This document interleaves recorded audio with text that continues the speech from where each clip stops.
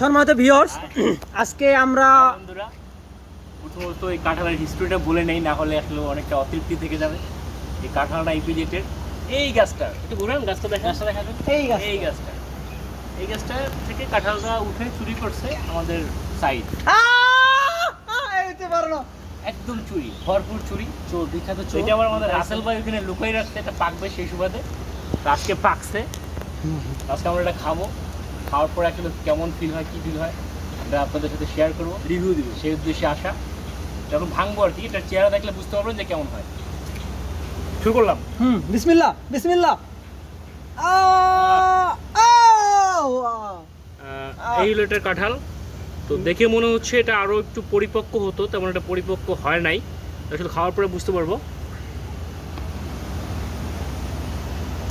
তেমন পরিপক্ক হয় না, বাট মিষ্টি আছে, তবে আরো একটু দরকার ছিল। সাব্বাস, এখন আমরা শেষ করে দিই নাকি? আমি কই